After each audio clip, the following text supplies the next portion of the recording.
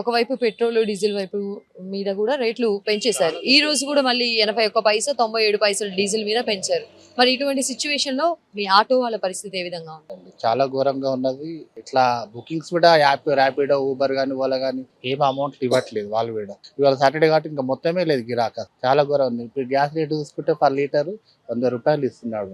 ₹100 ఇస్తే అసలు ఏమొస్తుంది, ఏమో రావట్లేదు. వాళ్ళు గ్యాస్ ఇస్తున్నట్టు గ్యాస్ సగం ఏరే కొడుతున్నారు వాళ్ళు కూడా. గ్యాస్ రావట్లేదు, ఏం లేదు. చాలా ఇబ్బందికరంగా ఉంది. ఇంతకు ముందు కూడా ఇదేటటువంటి పరిస్థితులు ఉన్నాయా? ఇప్పుడు ఎలా? సిచ్యువేషన్ లేదు మేడం. ఇంత సిచ్యువేషన్ ఉండదు కానీ అప్పుడు ₹53 పర్ లీటర్ ఉండే. ఇప్పుడు అంత నార్మల్ నడిచిపోయింది. ఇప్పుడు మరీ ఘోరం ఉన్నది అది ఇంకా అంతే. అయితే మరి ఏం మొరపెట్టుకుంటా ఉన్నారు ప్రభుత్వానికి? గవర్నమెంట్ కూడా చాలా చెప్పి అన్ని ధర్నాలు చేసినాం, అన్ని అయినా ఎవరు ఏం పట్టించుకుంటే ఏం లేదు దాన్ని. ఎవరు ఏం పని చేయట్లేదు, ఎవరిది వాళ్ళది అయిపోయింది. ఇంకా గవర్నమెంటే సరిగ్గా లేదు దాన్ని బట్టి ఏం చేస్తారు, ఎవరేం చేయట్లేదు.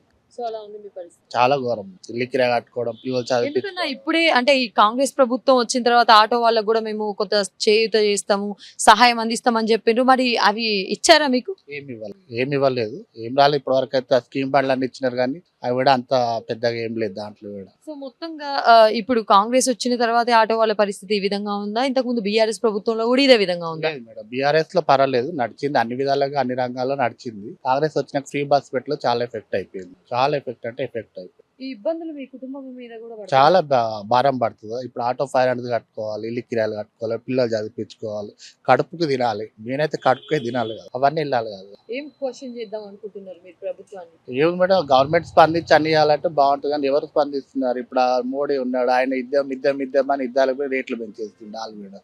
అది కూడా అట్లనే స్టేట్ గవర్నమెంట్ ఉంది, అక్కడ గవర్నమెంట్ కూడా అట్లనే ఉంది.